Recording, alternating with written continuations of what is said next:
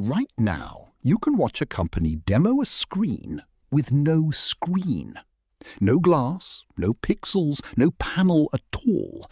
Just light floating in mid-air that you can walk around and see from every side, the same way you'd walk around a real object. It sounds like a movie prop. It isn't.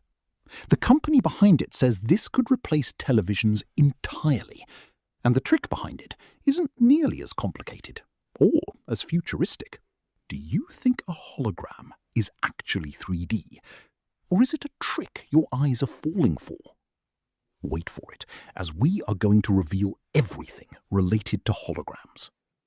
Let's start with the hologram you've actually seen, because almost everyone has, and almost none of it was real. Concert holograms of performers who died decades ago, the little pyramid trick people do with their phone and a piece of plastic, museum ghost effects. All of that runs on a technique that's over 150 years old, called Pepper's Ghost. Here's how the trick works. A hidden screen or performer sits off to the side, out of view. A large sheet of angled glass or clear plastic sits between you and the stage. Light from the hidden source bounces off that glass at an angle, and your brain reads the reflection as if it's floating in open space.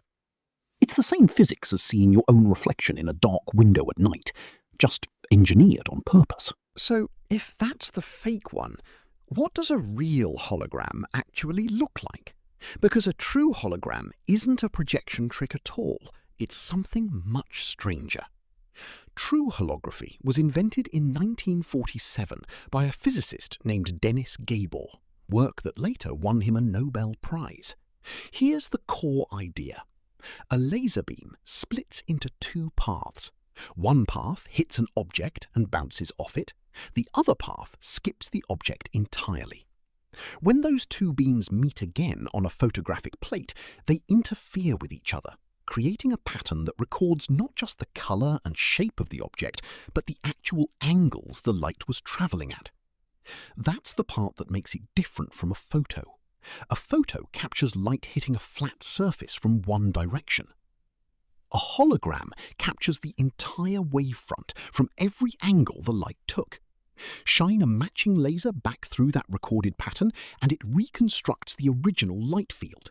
Walk around it and you genuinely see different sides because the depth information was never faked, it was physically recorded. Which brings us to the version from the start of this video, the one being pitched as a TV replacement. Because that's neither a Pepper's Ghost trick nor classic laser holography, it's a third thing entirely. These modern displays are usually called volumetric or light field displays, and they build the illusion differently. Some spin a screen at high speed inside a case, painting thousands of image slices per second, so fast your eyes blend them into a solid 3D shape.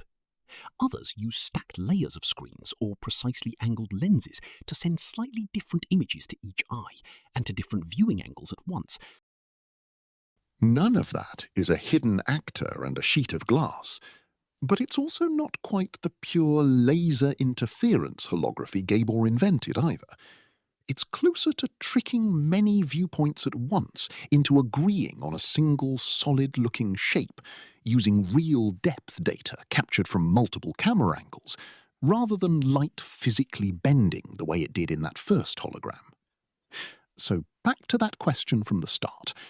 Is a hologram real 3D or a trick on your eyes? The honest answer is, it depends entirely on which one you're looking at. The concert ghost is pure illusion, a flat image bounced into empty air.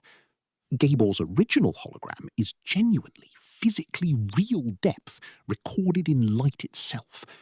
And the new displays sit in between, real enough that you can walk around them, built through a completely different kind of engineering than either of the other two. The word hologram got stretched to cover all three, which is exactly why the concert performer and the laser-recorded object and this new floating display all get lumped into one category that barely means anything anymore.